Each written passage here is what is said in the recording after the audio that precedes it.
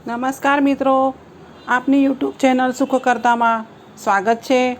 અત્યારે ભગવાન શિવને સમર્પિત એવા શ્રાવણ માસ ચાલી રહ્યો છે, તો આપણે અત્યારે શિવજીના 12 જ્યોતિર્લિંગોની વાત આપણા ચેનલ પર કરીશું। જો આપને પસંદ આવે તો આપ કમેન્ટમાં અમને જણાવો, તો અમે આગળ બીજા જ્યોતિર્લિંગો વિશે પણ આપ સાથે વાત કરીશું। ઓમ ગંગ ગણપતે નમો નમઃ।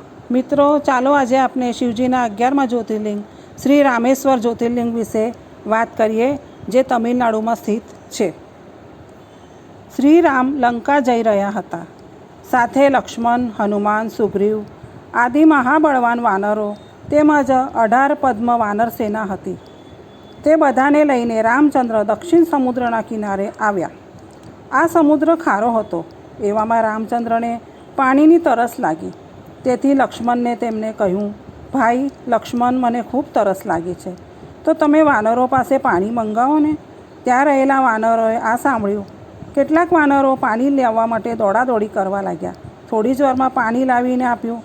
શિવભક્ત રામચંદ્રએ પછી પાણી પીવાની જેવી શરૂઆત કરી, તે જ વખતે શિવની ઈચ્છાથી તેમના મનમાં થયું કે હજુ મેં મારા સ્વામી શંકરના દર્શન તો કર્યા જ નથી, તો આ પાણી કેવી રીતે લેવાય? એમ કહી શ્રી રામે તે વેળા તો પાણી પીધું, પણ પછી શિવ પૂજા કરી અને દિવ્ય સ્ત્રોત્રોથી શિવની સ્તુતિ કરી। બાદમાં કહ્યું, હે ભક્તવત્સલ મહાદેવ, મારું આપ સર્વદા રક્ષણ કરો। હે સંસાર સાગરથી ભક્તોને તારનારા, મારે આ સમુદ્ર ઓળંગવો છે। આ સમુદ્રનું પાણી અગાધ છે અને સામે પક્ષે રાવણ નામનો રાક્ષસ મહાબળવાન તથા મહાવીર છે। તો મારી પત્ની સીતાને પ્રાપ્ત કરવા માટેનું મારું કાર્ય કેવી રીતે સિદ્ધ થશે? આપની સહાય વિના મારું આ કાર્ય ખરેખર દુર્લભ છે। વળી રાવણ તો આપનો ભક્ત છે અને આપથી વરદાન પામેલો છે, તો દેવેશ્વર, મારો પક્ષપાત કરવો તો આપને ઘટે। શ્રી રામની પ્રાર્થનાથી મહેશ્વર ત્યાં પરિવાર સાથે જ્યોતિ સ્વરૂપે પ્રગટ થયા।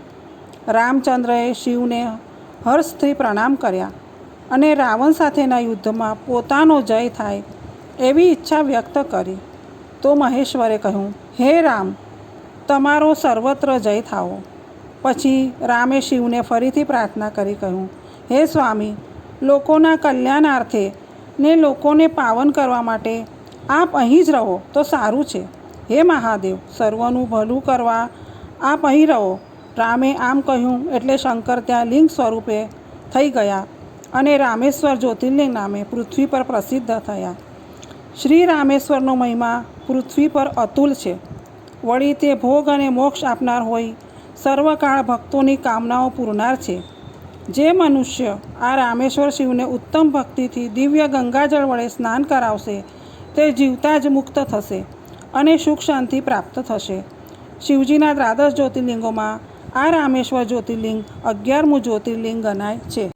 જો આપ સૌને અમારો વિડીયો પસંદ આવ્યો હોય તો અમને કમેન્ટ કરીને જરૂરથી જણાવજો અને અમારી ચેનલને લાઇક, શેર અને સબસ્ક્રાઈબ કરજો, અને કંઈ ભૂલ હોય એમાં તો અમને કમેન્ટમાં જરૂરથી બતાવજો। ધન્યવાદ।